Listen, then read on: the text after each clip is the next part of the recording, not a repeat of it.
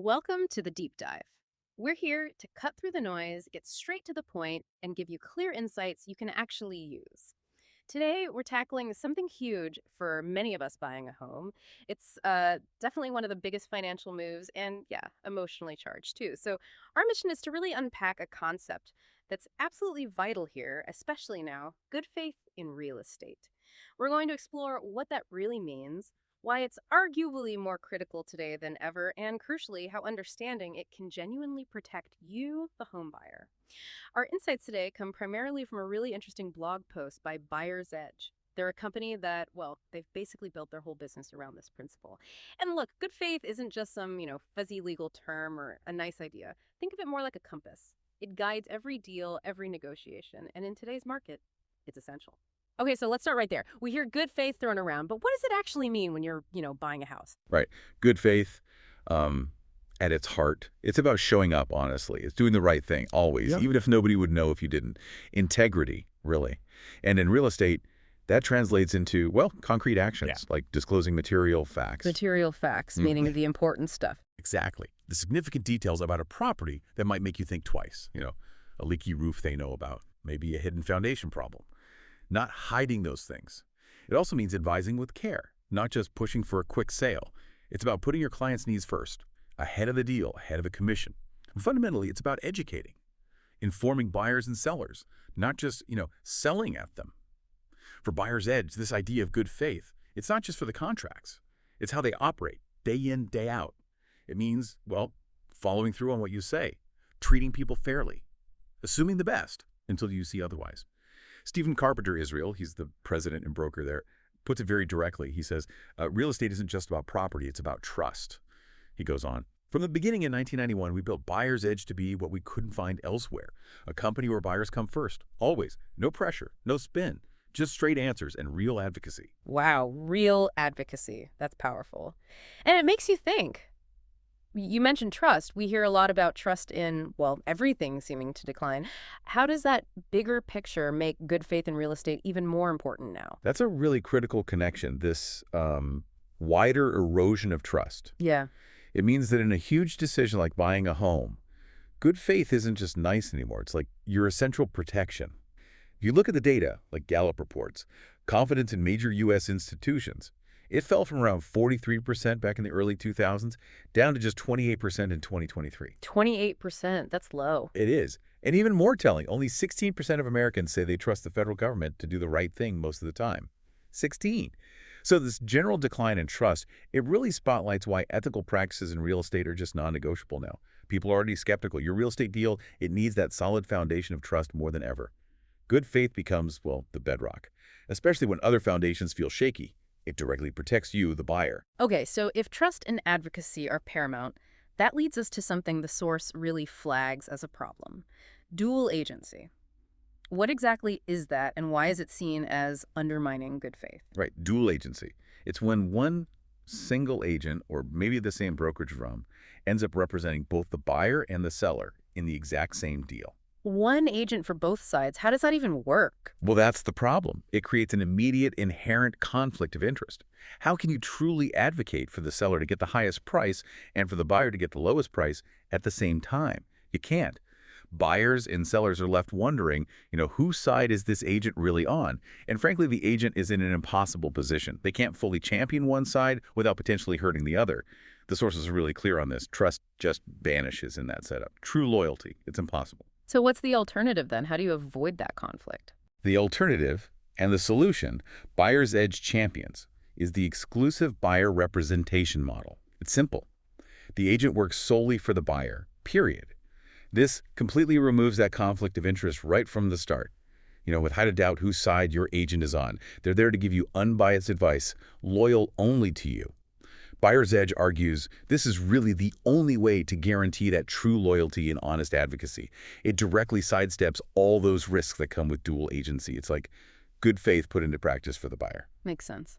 Okay, let's shift gears a bit. Another really high-stakes area these days: multiple offer situations, bidding wars. How does good faith, especially transparency, work there? And why is it so important for everyone? Oh, absolutely critical. Because good faith isn't just between you and your agent, it's also vital between the agents and brokers themselves. It affects buyers, sellers, the whole profession, really. That common question buyers have, how do I really know there's another genuine offer? It's a fair question. Yeah, you hear that a lot. Is my agent just saying that to get me to bid higher? Exactly. And while you don't get, like, a printout of every competing offer usually, good faith, backed up by the Realtor Code of Ethics, is supposed to be the trust mechanism. It should keep the process fair.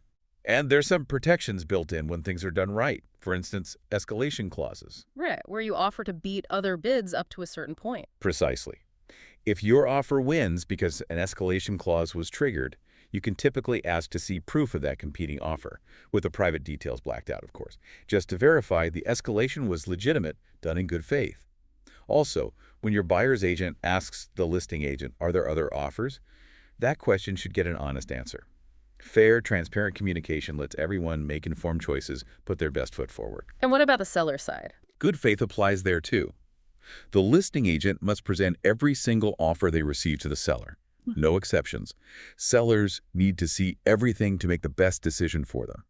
Now, the source does acknowledge, unfortunately, that as markets got tighter, they saw instances of some agents maybe Yeah.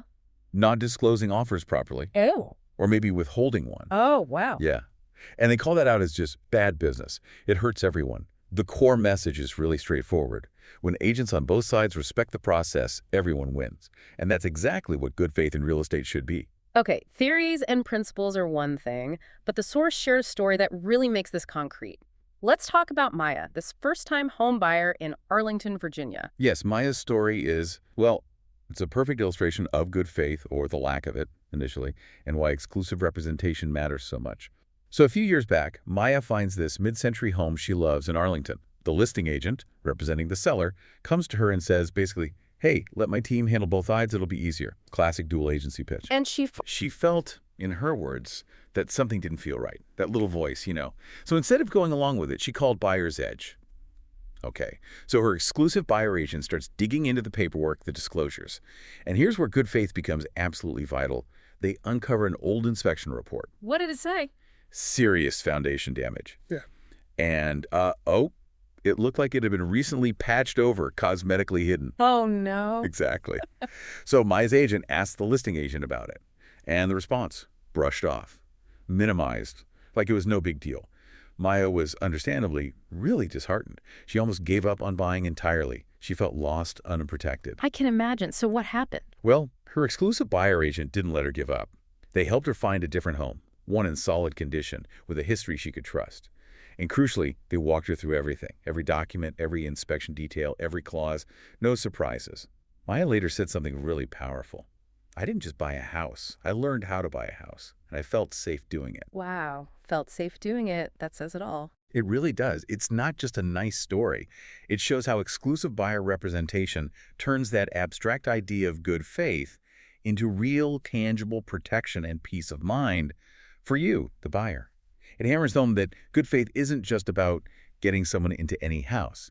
It's about getting them into the right house, fully informed, feeling completely secure. That story really hits home. It makes you think, how does a company actually do that consistently? Build that level of trust, deal after deal. It sounds like it goes way beyond just the paperwork. You're absolutely right. It's not about big, grand gestures. Building trust consistently, the way Buyer's Edge describes it, it really boils down to the daily choices, the small, constant acts of good faith. They talk about things like speaking plainly, being willing to say, look, don't buy this house, even if it means losing a commission. That takes integrity. Telling someone not to buy, that's counterintuitive for a salesperson. For a traditional salesperson, maybe. But for an advocate acting in good faith, it's essential. They also mention proactively disclosing everything, referral fees, any incentives, potential problems before you even have to ask, total transparency. And it also means sometimes walking away from a deal if it just doesn't feel right. Because, their integrity, their reputation is worth more than any single commission. They focus heavily on educating buyers too, because fundamentally, an informed buyer is a protected buyer. And the cornerstone, they never practice dual agency, or as they put it, anything that even smells like it. Their entire model is built to eliminate those conflicts. They work for the buyer, only the buyer, always. That's how that trust gets built, one buyer, one transaction at a time. That's really interesting. It seems so fundamental. But then how well do actual home buyers understand who their agent is really working for? Do people grasp this concept of representation? You'd think it would be crystal clear, right? But the data suggests otherwise. There was an NAR Consumer Perception Survey in 2023, National Association of Realtors. Okay, what did it find? It found that, shockingly, 49% of buyers don't fully understand what representation even means in a real estate context. Almost half. Half. Wow. Yeah. And maybe even more concerning, 42% weren't sure if their agent worked for them or for the seller. That's a huge gap if Yeah. you don't know who your agent is loyal to. Exactly. The source calls this out not just as a communication issue, but fundamentally, it's a trust problem. Hmm. And the solution they keep coming back to, it's good faith in action. It's demonstrating that loyalty, that advocacy day in and day out. As a home Yeah. buyer, you really deserve that exclusive buyer agent. Someone who tells you the unvarnished truth, even when it's tough news. Someone who genuinely treats your future, your investment, like it matters. Right. Because, well, it does. And it's worth pointing out, Buyer's Edge, the source for our deep dive, Yep. they've been doing this exclusive buyer agency model rooted in good faith since 1991. Since 1991, so over 30 years. Exactly. They've been championing this clear, conflict-free approach for home buyers for decades, long before these trust statistics became quite so stark. Okay, so let's wrap this up.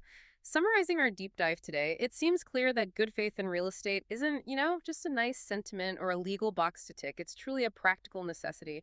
It's about your protection, your confidence, and what's likely one of the biggest decisions of your life. We've seen how vital transparency, unbiased advice, and genuine advocacy are, especially perhaps in today's world where general trust can feel, well, a bit shaky. So here's a thought to leave you with.